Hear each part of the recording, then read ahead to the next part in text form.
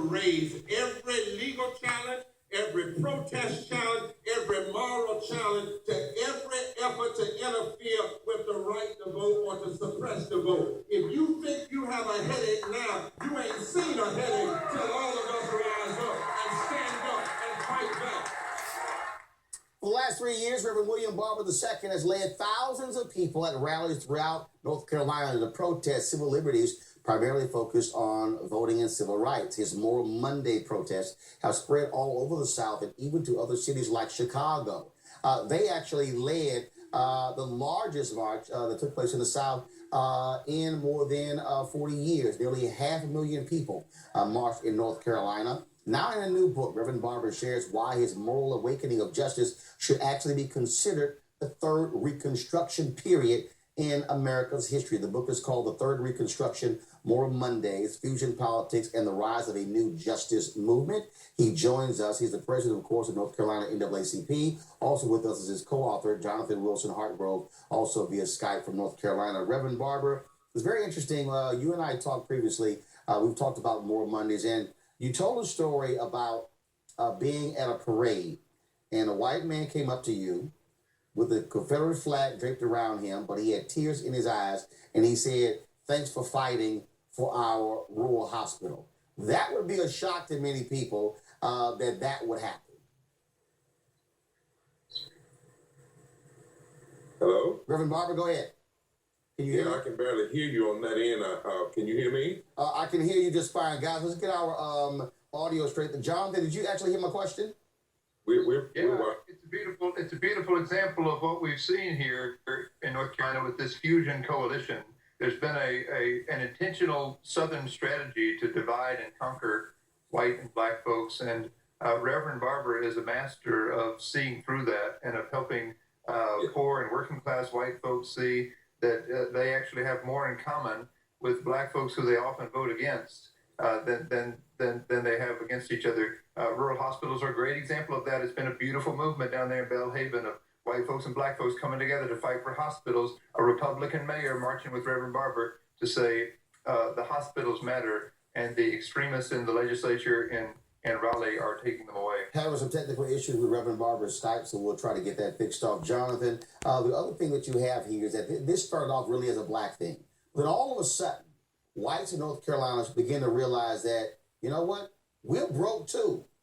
They begin to realize that there were folks who were white and Republican who realized that electing Republican governor, legislature, begin to have an impact on their economics, and they begin to listen to Reverend Barber and go, you know what, this guy's making some sense. That's right. It's an important part of the story. If you show up at a Moral Monday down here, you'll notice that the majority of the crowd is white, because the crowds at these Moral Mondays actually look like North Carolina. We got 20% black folks, but some 55, 60% white folks, and that's who's showing up at the Moral Monday rallies, because it really is a people's movement. And I think what we're seeing is that Reverend Barber's leadership is able to bring people together across these dividing lines that the extremists have exploited, not just in this present attack, but historically. This has been the Southern strategy that fought against the Civil Rights Movement. It's the same strategy they used 100 years ago when they implemented Jim Crow laws with the white supremacy campaign. Reverend Barber has named that pattern as the attacks against Reconstruction, said what we're in the midst of now is a third Reconstruction. Reverend Barber, we have him on the phone now. Reverend Barber, you there? Yes, I am. Hey, Roland, how you doing this morning? I'm doing great. So explain to folks why you frame this as the third Reconstruction. I don't believe folks even know about the first and the second, so why don't you explain that? Well, and that's part of the problem why we talked about the third, so that we could begin to have a conversation about Reconstruction, because without knowledge of what happened in the first Reconstruction, beginning around 1868, and then the kickback that we began to see in the 1870s, and without understanding the second Reconstruction, 1954 Brown decision, and then Emmett Till's death, and then Rosa Parks sitting down. Remember, because of what happened to Emmett Till, people kind of forget that, or do not know it. We cannot really understand what's going on now. We're not really engaged in a left-right debate. I don't like that language, or even a conservative versus liberal. What we have is a deep moral crisis, a deep constitutional crisis, and we are seeing almost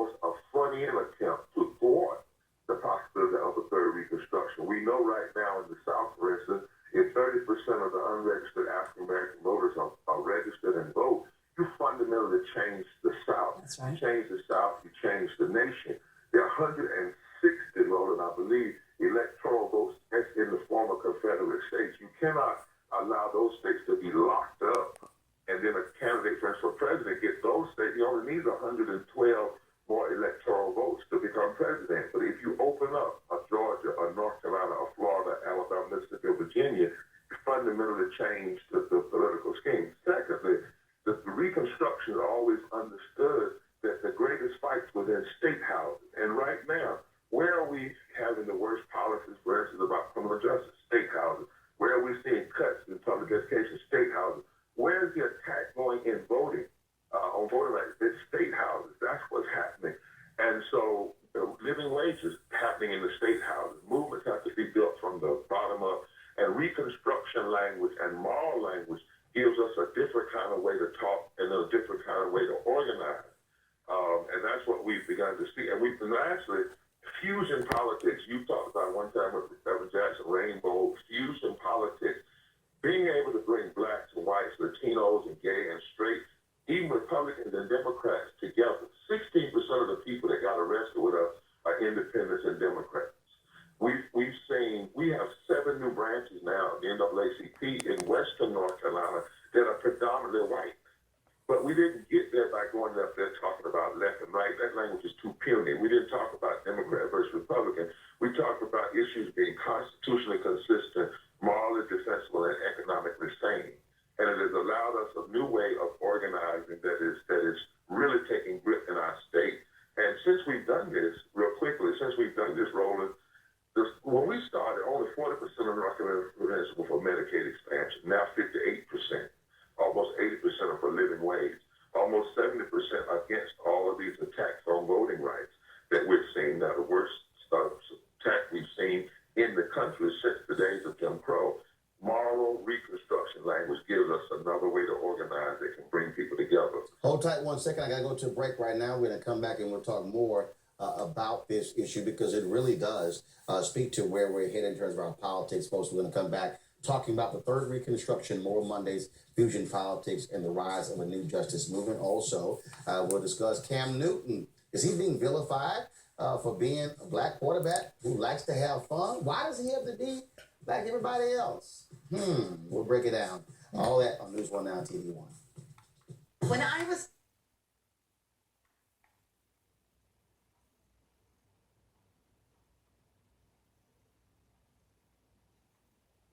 Every 10th and 8th on TV 1.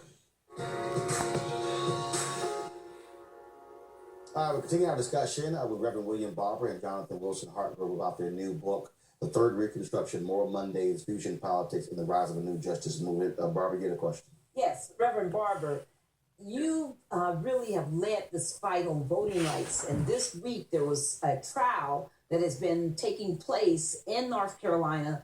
And Roosevelt Eden's testimony was so powerful about her attempts to get a voting card and how she had to go 10 times. Can you tell Americans, because nobody's been covering this trial, what's going on, why this is so important that we focus on this monster voting bill? Yeah, and Barbara, thank you so much. As you know, again, this is why Reconstruction language is important. Every time this country has tried to deconstruct the Reconstruction, one of two attacks. They attack the courts to make them more and more extreme, and then the first attack, they go after voting rights. It's always the case. And we're seeing that again on this front end. We've seen this attack. And this attack came, Barbara, after North Carolina had gone from the bottom 12 in voter participation to in the top 12. After we had won major victories, Yes. same-day registration, early voting, and we had produced 70% turnout in the African-American community. Then all of a sudden, the claims of fraud, which are fraudulent in themselves, and then we had stolen elections through this apartheid redistricting. Now, Roosevelt Eden is 97 years old. My goodness. We have, and I want people to know, it's not just voter ID. They changed 30 parts of the law. Right. But we're now doing the voter ID portion. It's the strict voter ID. At first was worse than Alabama and South Carolina. Then they came back after the Texas victory and added something called reasonable impediment. But even with the reasonable impediment, they're now saying that you have to sign a piece of paper. We used to have signature attestation. That's all you needed. You have to sign that you have a reasonable impediment, but the reasonable impediment will be judged by a three-member panel that's chosen by the governor, who happens to be an extremist, who cloaks himself as a Republican. And you can get charged of felony if you make a mistake on any part of the form. Roosevelt Eden has been voting since she was for 70 years. She had to memorize the preamble of the Constitution and recite it to somebody who probably couldn't read themselves. She's registered 5,000 people to vote in her lifetime. She's placed the Ku Klux Klan. She currently, under this law, didn't have the kind of photo ID necessary. It took her 21 days, 10 trips to the DMV office to get what was necessary. One of the pieces of this law, and it's a tragedy that this has not come up in any of our debates, Republican or Democrat, about the Voting Rights Act. Have you noticed that? No shock. Oh, no, trust me. Trust me, there's no shock about that, Jonathan. I got to ask you this question real quick here, and that is when you look at even the coverage of this, it's amazing how mainstream media will totally ignore the fact that there's, as Reverend Barber said, is fusion politics. Jonathan? Yeah, this is why we really felt like it was so important to write this book and tell the full story of what's going on. These aren't just protests. It's not just a trial about voter ID, but this is deeply rooted in this pattern of Reconstruction. It's really almost ironic that this trial is happening on the anniversary of George White's farewell to Congress. So the last Reconstruction era black man in Congress said 115 years ago this week, this may be the Negro's farewell to Congress, but Phoenix, like he will rise again. He was looking forward to the Voting Rights Act. It took 72 years for the South to send another black man to Congress. But George White was from North Carolina. He was representing white and black folks who elected him in a fusion coalition. And the only way that the extremists in North Carolina were able to get rid of him then was by attacking voting rights. So the same strategy is being used here 115 years later. And the need to name it is incredibly important. That's the gift that Reverend Barber has given us and why I think this book is so important. Go ahead, Ralph. This is a question for Reverend Barber. I too believe that most Americans, regardless of party affiliation or race, really want the same thing. What do you think is the key to getting us to forget those little things that divide us and focus on the big issues the way you've been able to accomplish where you are? Well, we've got to name this what has divided us, and this Southern strategy has been a powerful thing. It has held the South captive for the last 50 years. We see Donald Trump using him. It's not just him. It's even the people who can't criticize him because they help make it. If you go read the George Wallace speech in Madison Square Garden in 68 and 72, close your eyes, you hear Trumpism. You hear the Atwater. You hear all of that stuff. So what we've said is you have to have an agenda base. So we brought everybody together, and we brought the environmentalists, the education, the advocates of voting rights, and said, listen, who's fighting you? And when we named it, it was the same people. Is it not? If they're cynical enough to be together, why aren't we smart enough to come together? And why we have an agenda that says, look, economic sustainability, addressing poverty and labor rights is number one. Number two, educational equality for every child and access to community colleges and colleges. Number three, health care for all, starting with the Affordable Act, but going further than that, Affordable Care Act, going further than that, environmental justice and women's health. Number four, fixing the criminal justice system in the way that it affects black, brown, and poor white people, and then protecting and expanding voting rights, LGBT rights, immigrants' rights, labor rights, and women's rights, and never giving up on equal protection under the law. Why can't we agree that that is the agenda and then use our collective strength to work together to fight on it? And we I got that 40, way it works. I got 45 seconds left. Reading your question and answer. I really want to hear from the Reverend what he thinks we can do for young people to get behind this strategy that you talk about in this third Reconstruction. And what could young people be doing? Those who don't know the history, how could we be raising them and rearing them to understand these issues? Reverend Barber, 30 seconds. 30% of our folks that are with us are young people. They've been at the center. They will be leading our mass rally on February the 13th. Young people, Black Lives Matter, Fight for 15, and all of them. We have to make them a centerpiece and not a side piece. and we have to teach this history together. It's all about fusion. Keep staying together and working hard together. Folks, the book is called The Third Reconstruction, Moral Mondays, Fusion Politics, and the Rise of a New Justice Movement by the Reverend Dr. William J. Barber II, an alpha man, with Jonathan Wilson Hargrove. Reverend Barber, I appreciate it, bro. Thanks a lot. Jonathan, thanks a lot. Thank you. Good to be with you. I appreciate it, folks. Coming up, we'll talk about